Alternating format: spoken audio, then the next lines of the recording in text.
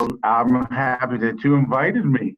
Thank you so much. Thank How's you so much. things? How's things?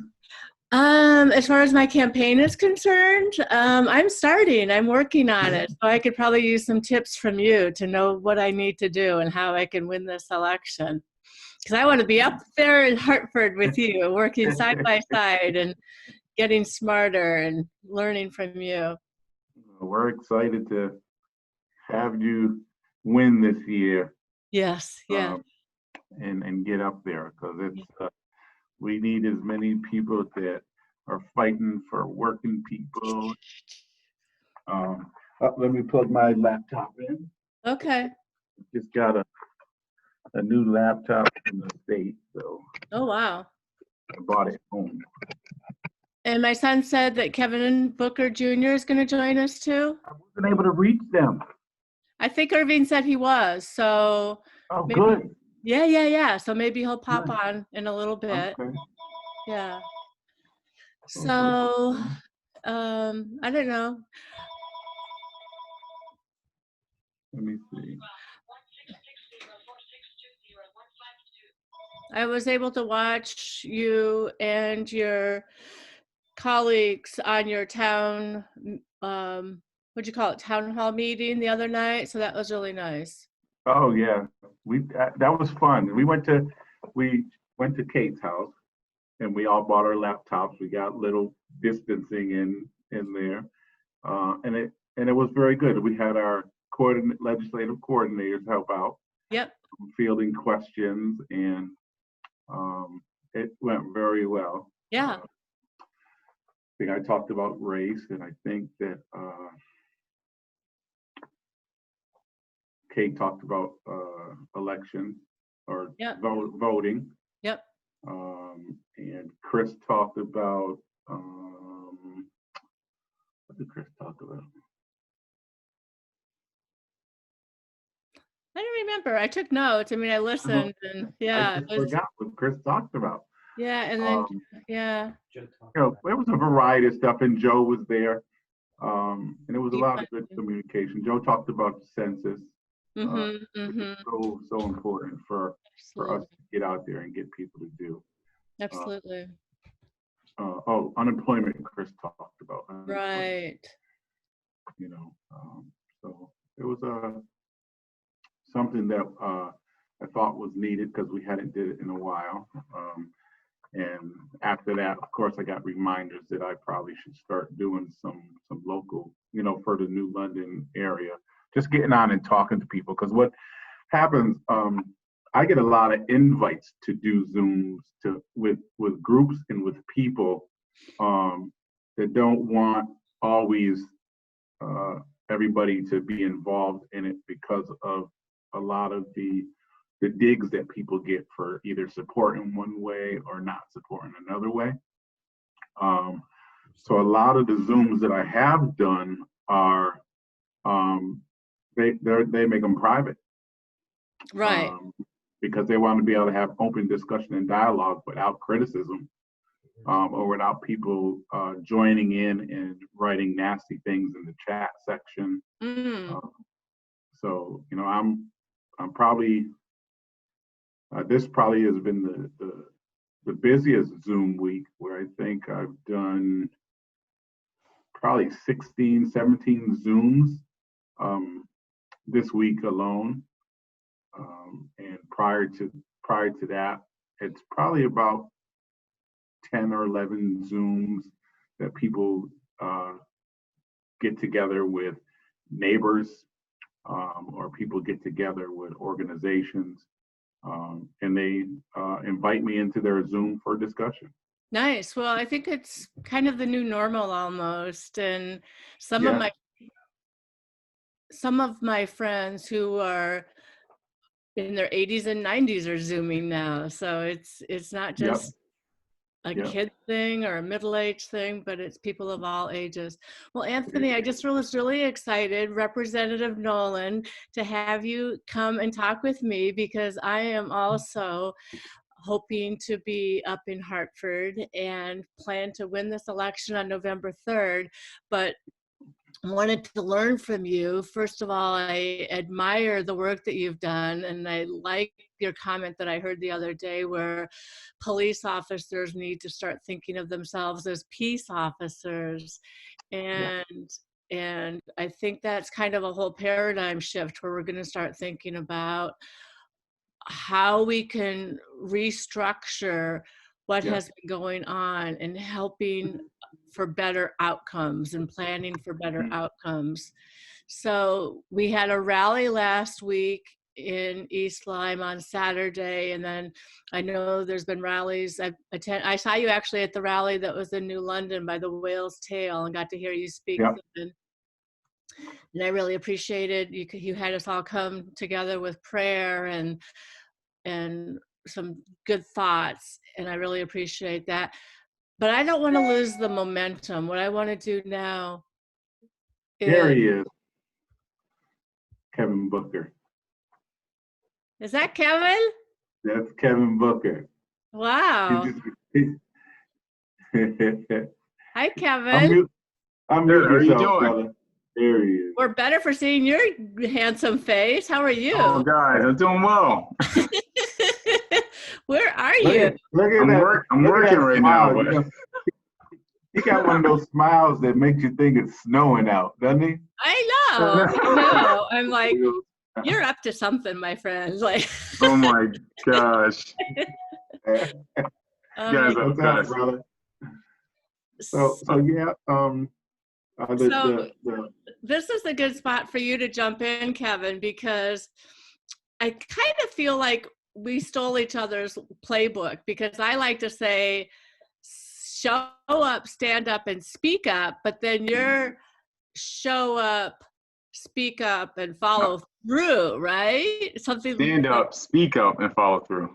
okay, well, Yeah. I think maybe I'm gonna have to steal that from you if I can, and like move it forward, because it's great people are saying, hey, we have to look at things and change things.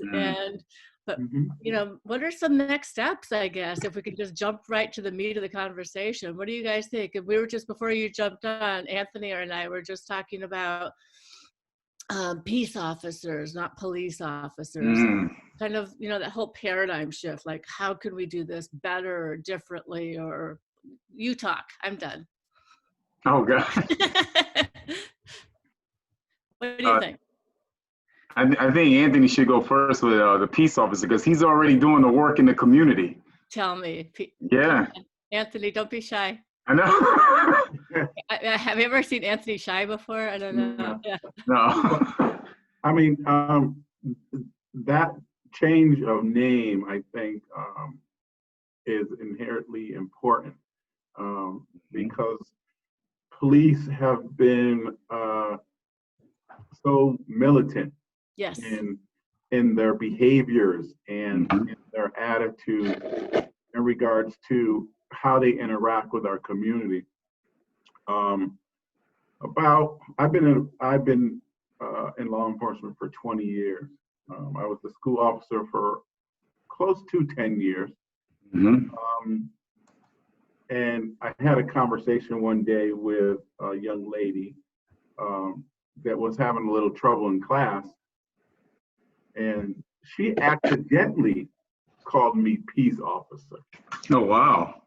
And she laughed about it because after she did it, she says, actually, that's a good name for you because you're not like the regular police officers because every time we What was her name, Anthony?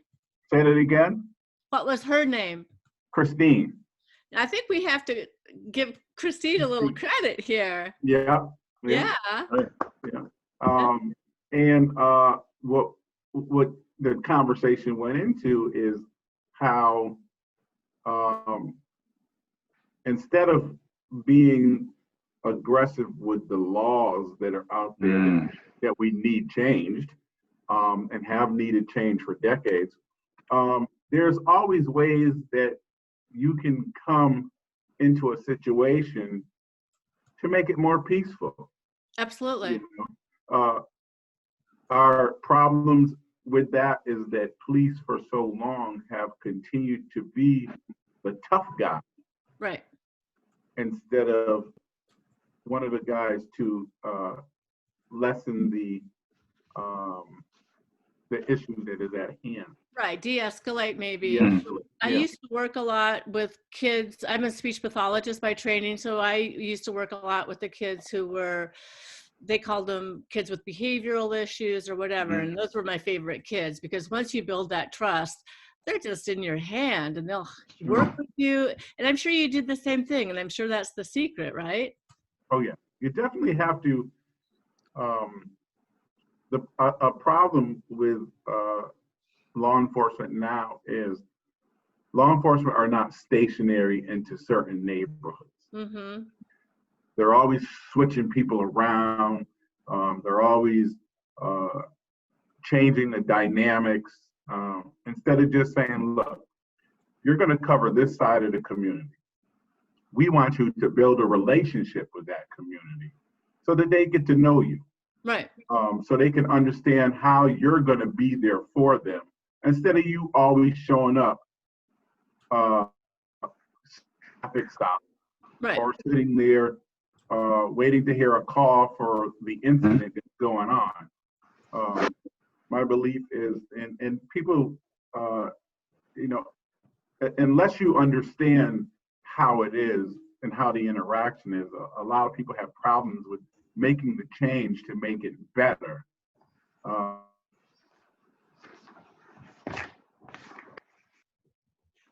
I think you froze a little bit. So Kevin, maybe you want to jump in while we wait for him to get unfrozen. How does that sound to you logistically, Kevin? What are you thinking on that?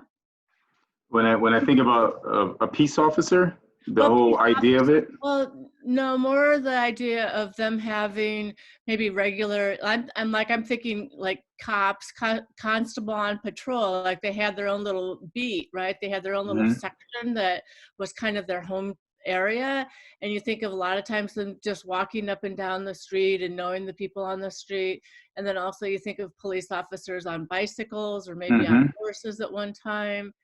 And you know, just having that like neighborhood, almost like a neighborhood watch kind of thing. And I think that's what neighborhood watches have done to some extent. But what is your take on, yeah, the whole police officers, peace officers? Well, looking at in our community, we have police officers who are doing really great work. And Anthony is a prime example of the work that it takes to become a peace officer. When you look at the involvement, I'll just use Anthony Nolan, for example. He goes above and beyond his job. So being a peace officer is also being invested in the community, being also a mentor, reaching out to those students, going to like a sporting events, not just when you're working, but also outside of work as well. Just being actively involved with those students, asking them when you see them, not just when you see someone who's doing something negative, like exhibiting negative behavior, but also just being involved when you see a kid and you just say, hey, you know, how are you doing at school? Oh, I saw you in the game the other day. Being actively involved. And I think it creates an environment where kids are just like, wow, you know what? I remember Officer Nolan. Or, you know, and you know what? I want to be a police officer. I want to be able to give back to my community and make my community safer and create a more peaceful environment as well within my community. So I think a lot of that training has to also go into not just when they go through the academy, but they also have to go through the training within the community as well. There should be actual training where they have to walk through the community just as like a civilian before they even become a police officer, to get more of an understanding of the community and the makeup of the community, the dynamics of the community, and understand the cultural richness of the community as well, to be able to understand their role, not just as a police officer, but how do you become that peace officer in the community, and have mentors and role models who exhibit that behavior for years, and they can be those mentors for those younger officers who are coming, you know, and I think that's needed. I think some communities throughout the nation are doing that, but it needs to be addressed in all of our communities, cities, and towns as well, so we can continue to, so we can continue to have that representation. Absolutely. Well, like I said before, I was a speech pathologist, and I was one of the ones who loved to go to the homes of people and to see and go to the games and things like that, and to Yeah, actually see the home environment and help the parents, because I always thought my feeling is if parents knew what to do, they would do it. And sometimes we just need to show them and help them. And that was hmm, my skill set. So I could go in and say, wow, if we do this. And I think that applies to this situation where if you show the kids, and lots of people don't have role models, right? We don't know. right. Like I grew up without my father. He died when I was a year old. So, my family didn't, my mom raised us all by herself. And Wow. Your yeah, mother's extraordinary, powerful woman. exactly. Yeah, she's a powerful woman. Yeah, yeah, Yeah. because there's 9 of us. So, and we 9. all, yeah, Wow. and we all turned out pretty good. Yeah. That says a lot about your mother, the type of Yeah, woman she was. Yeah. yeah, yeah. But I'm just saying, like for my brothers, because I had 7 brothers, they sure would have, Wow. really, and me too, benefited from having a strong guy like you or Anthony in their Yeah. life. Yeah. So I like that a lot. And I I hope. think also it's kind of like when I think about teaching, when you look at teaching and in schools. So you have people, 93% of teachers in the state of Connecticut are white, and Mm-hmm, only 7% are teachers of color. mm-hmm, So, I have teachers who have spoken to me through years, because I'm an educator by trade. mm-hmm. And many of them will say, well, Mr. Booker, I don't have a connection with these students. And what I say to myself is, in certain cities and towns, what they have done is they have actually allowed those educators to take a bus ride and take them on a tour through the community. And I think that is needed in a lot of different professions, especially when you're hiring people who are not from those communities. Right. They need to understand the cultural richness of the community and the history of what has affected those people in the community as well. Absolutely. Because I think everyone goes in with a profession with good intentions. They really want to be good people and give back. But then they get jaded through the years of not having the tools that they need in order to be successful, and the mentorship. Absolutely. And the skill set, right. The mentorship, Right. we need to help people. Welcome back, Anthony. I know. Oh, We I missed just got you. my You were there- internet just shut down. I had to get I on. know. Well, welcome back. You can come and go as much as you want. That's fine. And Kevin and I just kind of just started chatting away. So that's Good. yeah. So, and we're just talking about the importance, and he just sang your praises. So I don't know if Yeah. you want to hear all the good stuff he said about you or not. Well, we that's how we fuel each other's fire, Right. Yeah, we so- know that we've committed ourselves to helping us understand and realize how much it is important for us to invest in conversations like these Yeah. and just support one another. So I'm very appreciative of words that I missed, and I'm pretty sure I didn't get any daggers and No. daggers or anything. Oh no, I think I basically I appreciate Kevin. I appreciate Kevin. I think he basically said if there were more of you, like more like you, if we had clones of you all over, like we could all just like go to sleep and take the day off. So Yeah. A funny conversation that came up actually yesterday was I actually know hundreds of nice police officers, people who do good, get out there and do great things. And that's something that I want to stress. There are numerous officers out there that do great things. of course.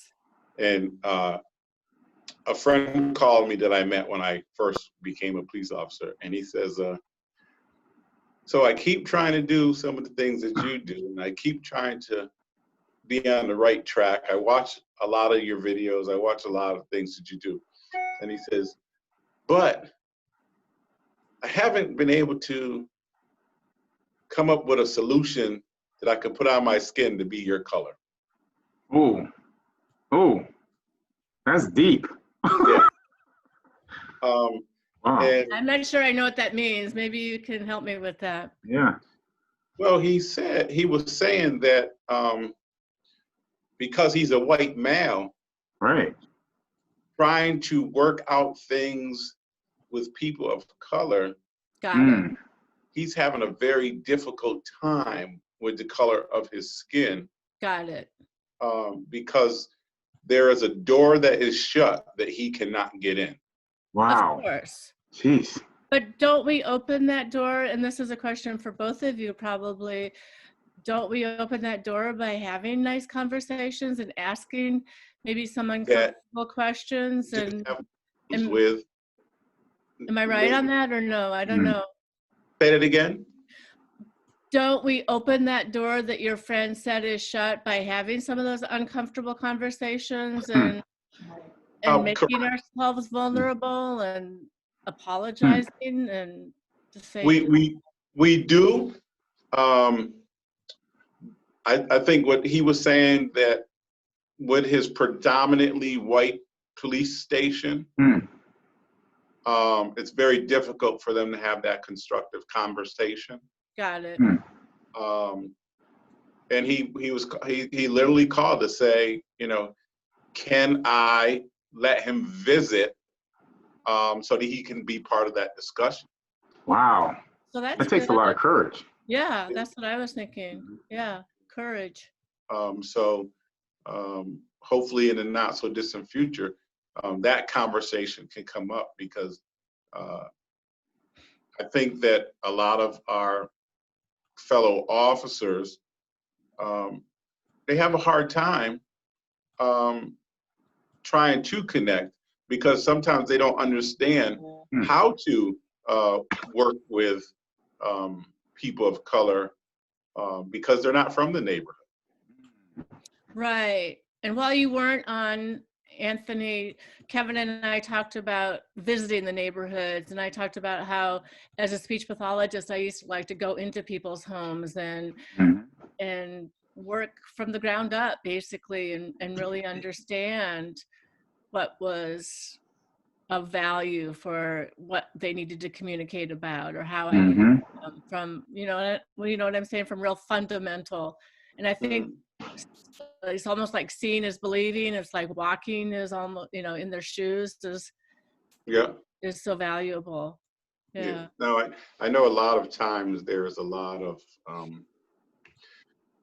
in police departments, there is a culture that if you talk different than they want you to talk, that you either become an outcast or you become a silent partner, or you become bullied.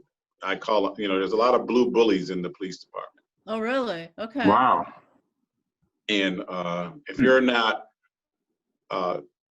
if you're uncomfortable standing up to them, then they will make it uncomfortable for you to work with them. And it's not everybody, but there are a select few, and it's in many departments that people are worried to talk in their own departments and would rather reach out to other departments where they know there are people of color to get an understanding before they do it at their own department. It's that discussion that officers don't want to touch. And I had one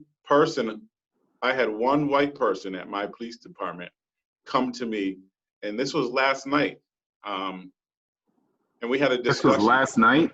Yep. Had a discussion for 2 hours. Jeez. Before that, I had not had anyone come to me and have the discussion. And this person, he has a black wife, but he's a white male. And he deals with people saying that he doesn't know and you don't understand.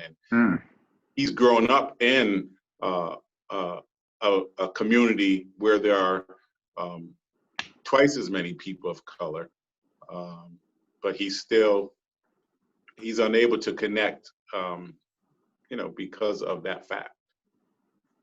So, but it was a very good discussion in regards to why people are doing what they're doing when they have some of these rallies and some of these anger moments, you know, and when, you know, you see in other parts of the country where they're destroying and burning things, Yeah. and he was very disturbed at that. Hmm. And when I explained to him, you know, that we're not saying that we agree with it, Mhm. you know, the looting and the burning of buildings. But unfortunately, that's the only time that some municipalities and some government offices and legislators will listen. Right. So it's more out of pain that they've been dealing with, or that people have been dealing with so for so many decades, that if they go to you and say, look, this is wrong, can you fix it? Or they try and reach out to their legislators in the areas they live, and they don't do anything for years and years, as you've seen. That's a problem. It's a problem. So what do? Problem. They go and they angrily do these things, and then people listen to them. Right. Right. You know, It's kind of like a kid. I'm just kind of making an analogy. It's kind of like a kid throwing a tantrum. If they ask for something repeatedly and you keep saying no, no, no, no, no, then all of a sudden it's just like they're throwing themselves on the floor, Mhm. right? To me, it seems similar, where Yep. then it's all of a sudden it's just like, wow, what Wow. happened? Mhm. Kind of as the parent, and all of a sudden, so Yeah. we are listening too late, is what I'm hearing, and we have a lot Yeah. of work to do. Yeah. I mean, Kevin knows. I'm sure Kevin's getting inundated with emails and phone calls, Mhm. and especially in regards to now the Columbus statue downtown New London. Right. Absolutely. You know, on prior and in prior years, there's been discussion about the statue. You know, Mhm. and people have asked, people have requested, people have made statements about it, and said, you know, a statue like that should not be on city property. You know, so whether you like the statue or not,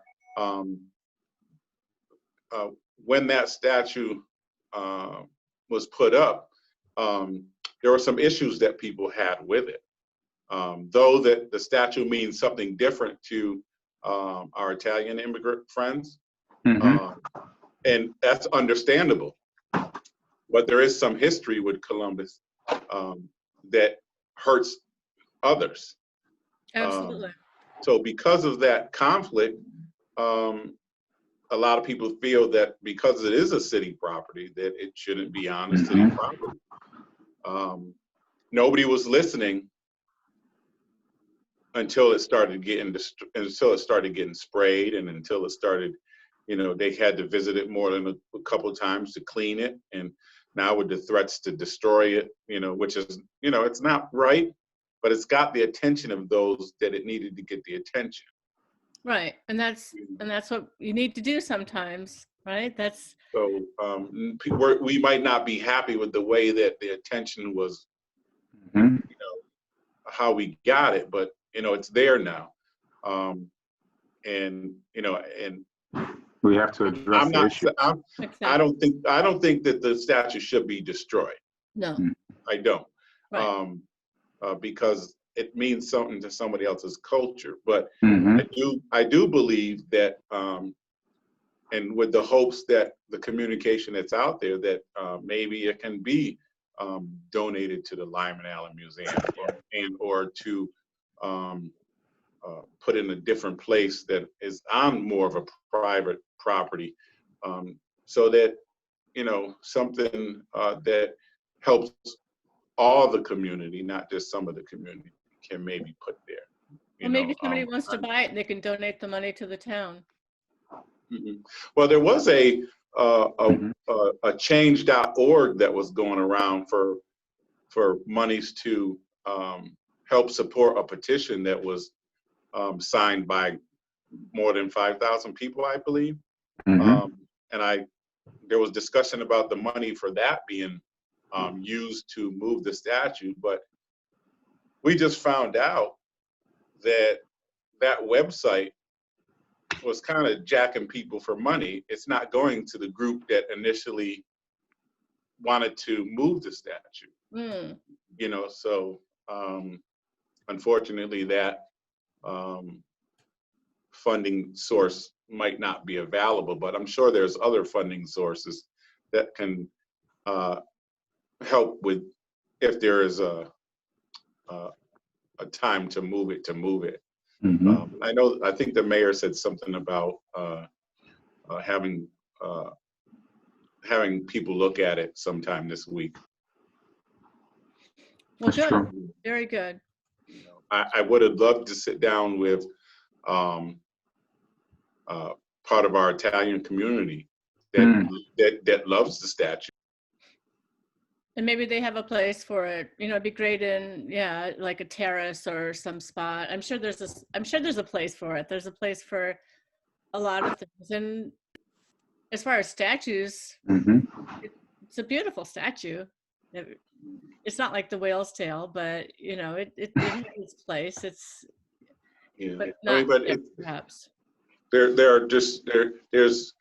the statue brings two sides to it. Mhm. You know, it really hurt people of color, or the, not the statue itself, but you know, the history of The the symbol. person, Yeah. the symbol. That's what it Hurt symbolizes. Yeah, Yeah. it hurt Mhm. people of color years and years ago. Right. But to some of our Italian brothers and sisters, it meant something to them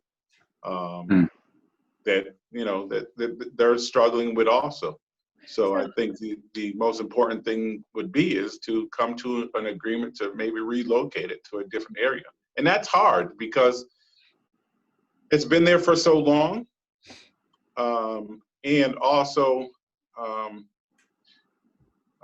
trying to get people to understand some of this systematic stuff that had been accepted back then that affects us now. No. Well, and I'm thinking if some of the first immigrants to New London were Italian, That's correct. and then maybe that was how it all started, and that would be some of the history behind it and why it was first put there and thought to be appropriate. But New London's an old city, right? 1600s. I mean, right? Yep. So it's an old statue. It's a time for a change. So yeah, well, good luck with that. But I'm sure that's going to be something that you'll be dealing with as well, Kevin, huh? Absolutely. We're working on that now. Oh, are you? Yeah. So we're in the process of having discussions on that now at this moment. Okay. As a council. Okay. Good. So the beautiful thing about our council is the first historically most racially diverse council in New London. Nice. So we are really listening to the residents and the individuals as a council and coming together and working together as a council collectively. So to figure out how we can move some of the demands and things that the protesters and many of the protesters it was youth driven. So, and we take that very seriously as a council. So exactly. we are looking through ways of how to make sure, you know, we can address some of the issues that have really affected our city. So in a positive and move it in a positive direction as a council. Absolutely. Yeah. If we can just jump back a little bit, I'd like to ask about the Senate Bill 380 and you know, more transparency and accountability for our peace officers. Do you have ideas of how that would look or how we would do that? There's a lot of ideas out there. Yeah, yeah. It's just where are we going to be able to meet that is going to change the dynamics of what is there now a great deal. For decades, you know, and I know people get tired of hearing about the decades, but for decades, our laws have been the same. And it's now time that we change some of the laws to catch up with how society is now. Absolutely. You know, we had this pandemic, we're going through this pandemic still. And many police departments we're not making arrests for Mm. low-level crimes. It is the low-level crimes that I think hurt our people of color in their communities the most, where, you know, some of the petty crime, you know, I always think there should be a penalty. Please don't get that wrong. If you do something wrong, there should be a penalty. Mm. But there's degrees of penalties that we can make that would help both the person who was hurt or disturbed during the incident, or the victim, and also help out the accused with some kind of different kind of penalty.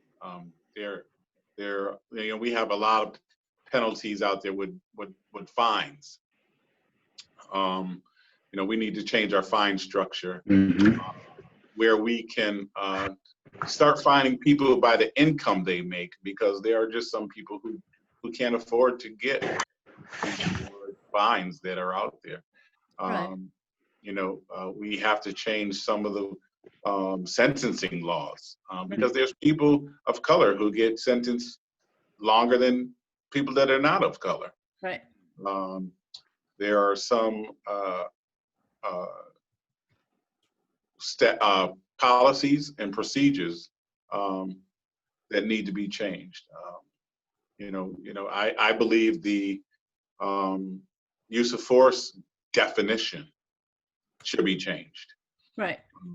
And that's a one-word change, just to make officers be sure that it's necessary for the kind of force that they use, not just something they can, you know, reasonable is not something that I think is satisfactory when it comes to somebody's life. It just seems so nebulous. And, you know, what I consider reasonable might not be reasonable to the next person. Correct. You know, you have, you know, I think municipalities should have a stronger police community relations board where they can actually have some input in regards to the investigation and penalty phase.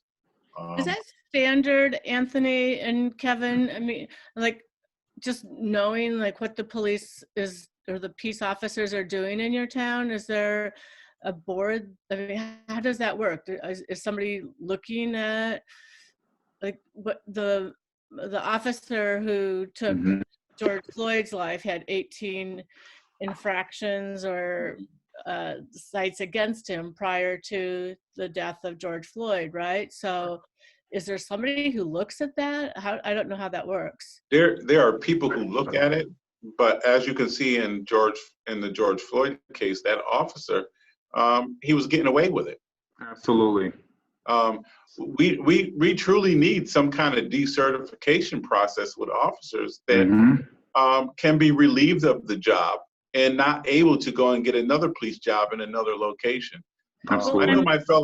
I know my fellow officers are going to be mad at me saying that, but you know, we need to come up with something that definitely says this is not going to be tolerated anymore, and these are things that are going to happen. If you want your job, follow the law. Well, Just to piggyback off what Nolan is saying right now, when you look at the article that was written in the Hartford Courant on June 8th, after the killing of George Floyd, Hartford and other cities pondered defunding the police. I thought what Shirley Surgeon said, a Democratic City Council member, she said we need to focus on increasing police accountability through an independent police review board and a more powerful civilian review board. I like that. So I think that's, when I look at it, that's holding police accountable. And that's kind of going back to what Anthony was saying earlier. We need to definitely make sure the residents, you know, have access to being able to hold those police officers who have been who have harmed someone or put someone in danger someone. They are held accountable under that police review board. Well, and I'm just wondering, I think that's a great point, both of you, and I think a police review board would be great. But I'm also thinking, just like, Mhm. what about in the interim? You know, like after you have a bad experience, okay, like you pull somebody over and it doesn't go the way you hope it would go, and you know, it's Mhm. part of your job and it's what you do. But do you process it? Like, do you have Mm. somebody that you can, I don't know, just like your own understanding of it, like as working in the school system, if you have we call them PPT meetings, parent planning and placement team meetings, where you meet, and if it's like a rough one, afterwards you kind of sit and you're like, Mm. well, how do you think that went, or why did that go that way, and you kind of give each other feedback. Is that part of the process at all? It's a great question. Oh. Well, I remember at one time where um, your supervisor used to every once in a while come up to you after a car stop and review the video. Yep. Mm. Um, it hasn't happened in a long time. But that kind of work probably helped you, right? And Well, that, if you know that at any moment that your supervisor can come up and review any of your stops that you had Yeah. during the evening, then you're going to probably want to be a little different than you would if there wasn't a camera. Right. right. Ms. Steele, do you mind if I ask Anthony, why has that not occurred in a while?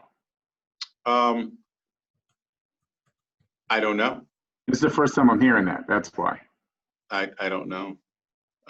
It is something to check. It is something. I mean, and during my conversation last night with a couple people, that came up, and it kind of, you know, you'll probably receive an email soon that explains something like that, because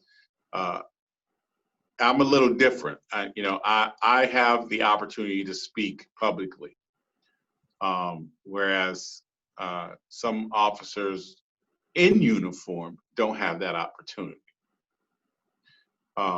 So as I do what I do for the city of New London in my state rep position, I voice a lot of things. I voice a lot of concerns that people come to me with. There was a time period that it was very difficult for me to do that because sometimes the police department does not allow you to do that.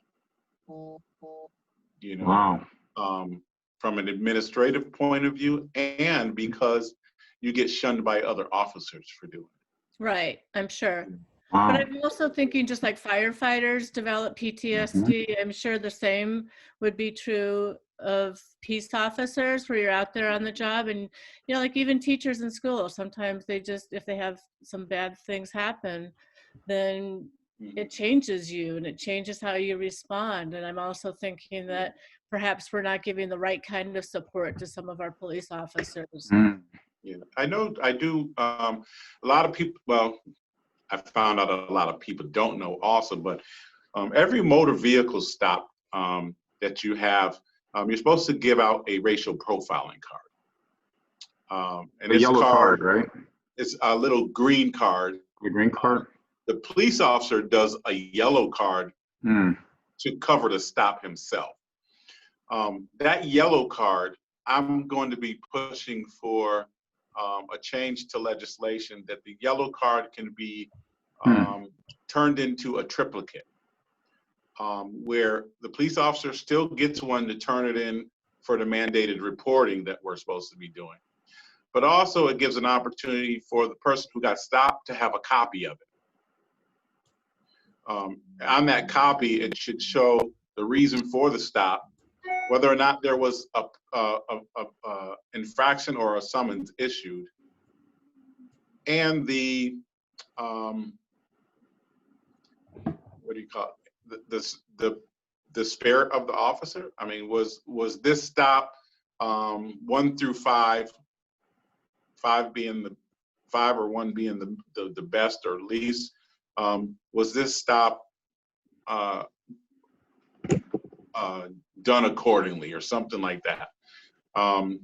And if it wasn't, then there should be a place for a number for an administrative or someone in administrative services to call the person and follow up on.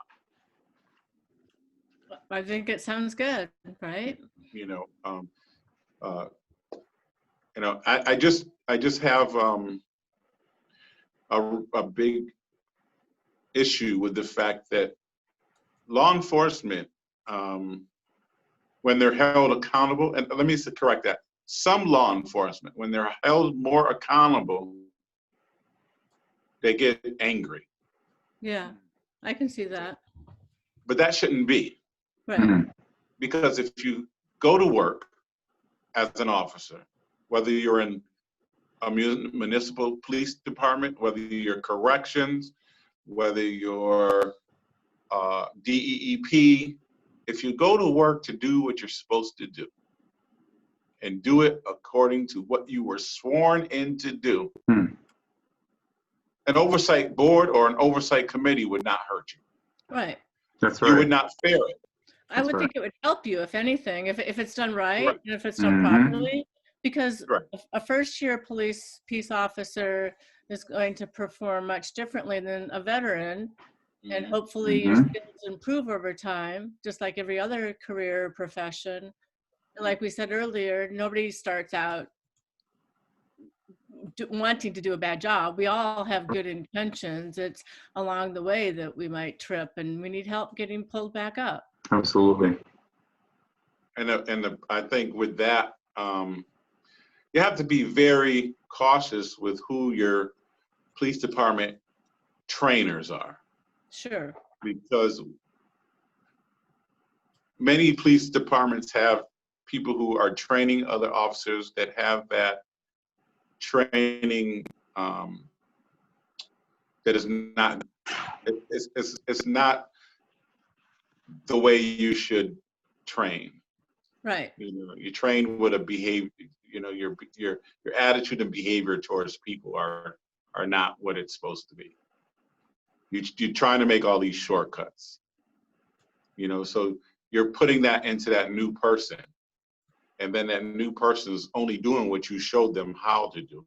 Right. So now that new person is automatically jaded by the time they get done with their first few years. Mm. And they don't think that they're doing anything wrong, but in actuality, they were taught wrong. So sometimes it rubs off on them, you know, and we need to make sure that when we put people with other people to do their few months of training that they have to do, we have to make sure that the person is doing what they're supposed to do, because sometimes they don't. They encourage behaviors that shouldn't be encouraged, or they display behaviors that shouldn't be displayed where someone picks it up so easily. But when we talk about this out loud, it becomes an issue, knowing that it is an issue. Right. Right. People who get offended by this kind of talk, I think, are those that are going to have to worry about how they behave now. Can Go ahead, Kevin. yeah, I just because you're talking, Anthony's talking about, you know, when you speak out against policies or situations that occur within that, I guess that code, that blue code, right? That code of honor, is what we will call. You know, Anthony, can you share that story of what recently has happened to you when you started speaking out about the social injustices that has occurred, and how you got someone who came to your doorstep, you know? Yeah, I did.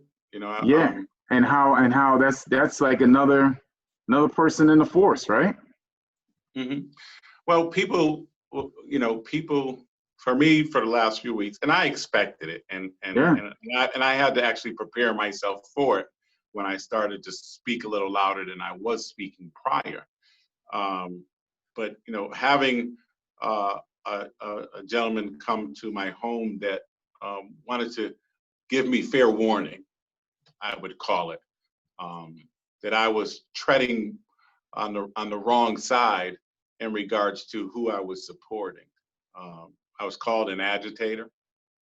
I was told that I should, shut up basically, and be careful of how I am making police appear. And I tried to, talk back to him and give him an understanding of, well, the only people that this is disturbing or hurting would be those that are displaying the actions that I'm talking about. Right. So if someone is not doing that, then there will be no problem. But I've had people even in unions in other towns make sure that when I was out at Stop and Shop, or when I was out doing something outside the home, going out to dinner, people make a point to come up to me and say, "Hey, union brother," and let me know that they don't want their pensions touched. They don't want, and there was not even discussion about pensions, but they knew that was going to be part of the discussion, because that is part of when people start to listen. So I've gotten many reminders that I'm a union brother, and that I should not disturb anything that would affect the union. And my response is, well, maybe you should bring something to the table to be discussed. Because if people have to bring things to the table without something coming from the other side, that's where it becomes a problem. Wow. Why should what people bring to the table be dismantled and then sent back, and not allow an opportunity for us to hear what you think might be able to be changed, that needs changing?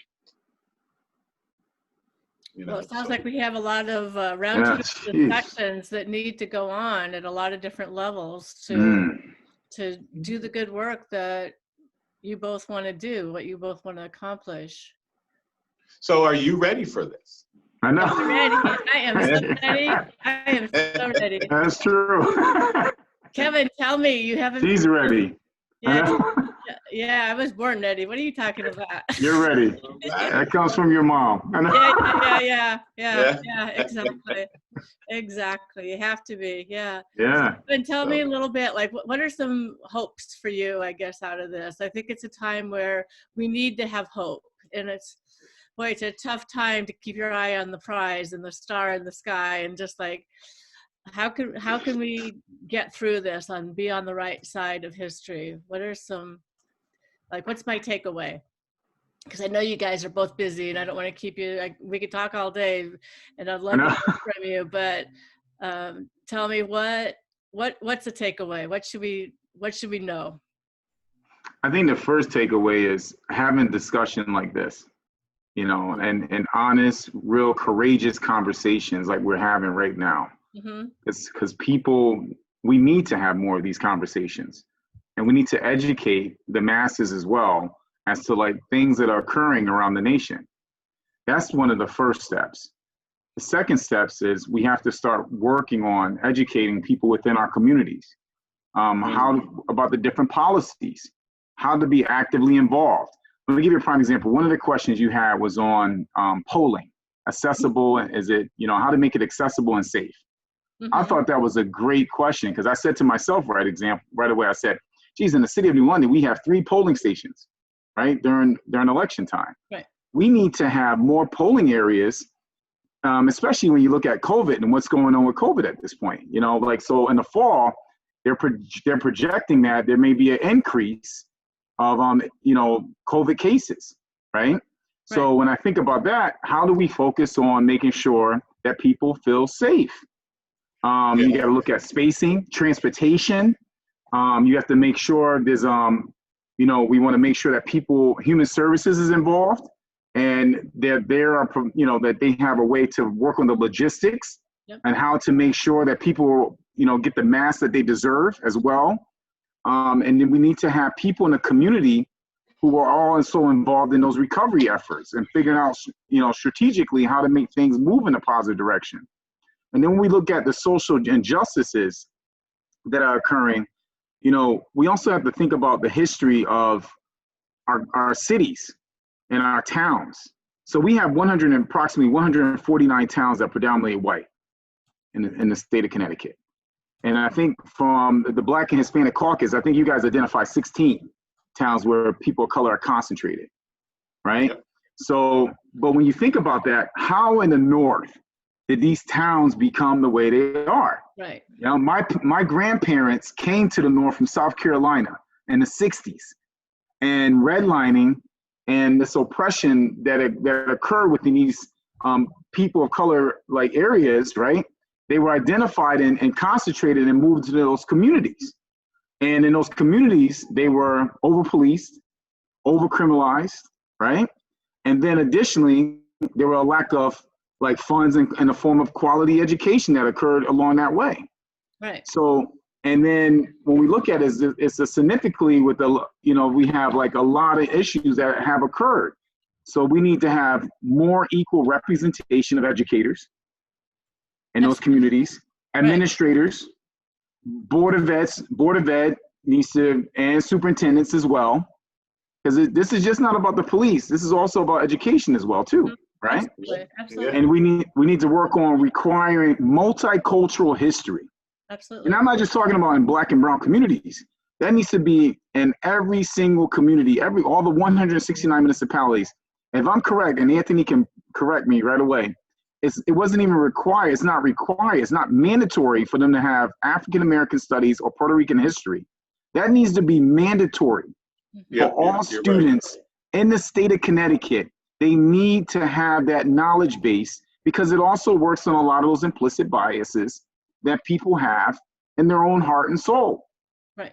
So we need to go back and really look at those policies and say to ourselves, wow, we need to make this a requirement within the state of Connecticut. Not just something that someone can say, well, if I think about having this course or not. And we need to have more teachers and communities have more of an interaction and a connection in all professions, fire department, police department, educators.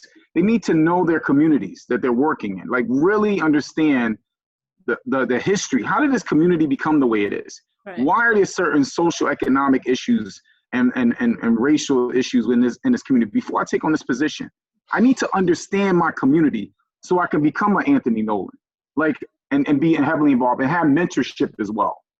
And then I think another thing too, when you think about elected officials, right? So you have CMM, right? Which is something we know that we go to workshops as elected officials and we go to better ourselves and learn about webinars, brownfields, and things within that sort of nature, right? As elected officials, those are trainings that are offered through the state of Connecticut. There needs to be a required training for elected officials when it comes to cultural competency, implicit bias training, microaggressions, macroaggressions that needs to happen annually or just initially, and it needs to be mandatory and required because people are coming from all different areas. Now, how does that affect someone that looks like Anthony and I? Because if you're an elected official, and I'll just throw it out there, let's say I'm from O-Line or Stonington, why should I have body cams in my community when it doesn't affect someone? If I'm a white individual, it doesn't affect someone that looks like me. But if I go through training on diversity training, implicit bias training, and I never learned that in school, or I don't have any Black or brown friends, then I realize, holy crap, you know what? It does affect people who drive into my communities. This is why I need to work on policies to make my community safe for other individuals who do not look like me. So that training needs to also be implemented for elected officials. They need to also go through that training process as well. And I'll give you another example. I remember one time I said to an elected official in another town, I said, have you ever heard of Black Wall Street? No, Kevin, I never heard of Black Wall Street. And they have Black and brown individuals that come through their town all the time. And oblivious because of the lack of education that is required also in our schools. So this person is in a position But I think we also need to make sure we have that required training, not just for police, not just for fire departments, but for elected officials, and as well as community forums and stuff need to be held as well within those towns. I So agree. that's something I would like to see, because I always think of Martin Luther King when he said the quote, "Injustice anywhere is a threat to justice everywhere." I agree. Absolutely. Oh. I What think about that you, Anthony? Go ahead. I think Yeah. the hardest thing that people have to deal with Hmm. is how things have always been. Yeah. Okay. We have to get rid of the because it's not broken, don't fix it mentality. Hmm. Right. And we You have can to always start make looking. things, I mean, not like things are good, but things can always be better to anybody Better. who says that Right. things are just fine, you know. But Well, but right. that is the only way that we're going to be able to change the injustices, the inequalities, and the disruptive behaviors of those that make it bad for us. I agree. You know, so and I understand change is sometimes hard, Hard. but change is needed. It's been needed for so long, Yeah. and it has not, you know, you take one foot forward and then you take two steps back. Right. I hope that's not, I mean, I want to stay hopeful, and I want to keep saying, I hope we have some good that comes out of this. And I think you guys both have just been phenomenal. You're brilliant. I love your passion. I love your ideas. And I think let's work on it. Let's build a better world. And thank you for chatting with me today and bringing up some ideas. And I know in East Lyme, somebody sent out a questionnaire, and it's like, you know, how do you want to get involved at different levels? And do you want to be involved, you know, through the educational system or through the town system, or where, and what different level and what issue do you want to address? And I can share this document with you. You know, it was a nicely nice gathering of information and ideas of how to approach different things. But and I don't know, I know Pastor was saying that you have a bunch of councils and commissions that are focusing now on different things in New London. Yeah. But I think we need to work together as towns too. I think we need to talk more regionalization and Absolutely. you know, spread those red lines, make them pink, and get the rainbow going on them. And That's right.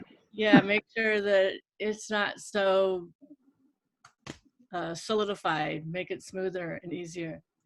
Is there any final statement that you both would want to say? You both have been passionate and powerful, and I really appreciate that. I think my final statement would be, get comfortable being uncomfortable. Right. And what I mean by that is it goes back to what Anthony Nolan, police officer, peace officer, state rep, has just said. You know, change needs to happen. So, you know, we have to continue having these forums like this, and also action steps. Yep. And this is what it takes. It takes us to really come together and say to ourselves, okay, how can we work together? Just like what you said, regionalization. How do you have individuals from East Lyme say, you know what, I really want to come and support New London businesses. Right. You know, I like to come into New London and also help New London out. And also, wow, New London has a rich culture. Absolutely. Right. I want to see what that culture is like, and I want to, you know, and give back as well. And then individuals from New London feel safe enough to be able to come into East Lyme. Yep. Because we're working together. Absolutely. And I think just even within our region, we can be a model for the state of Connecticut. I love that.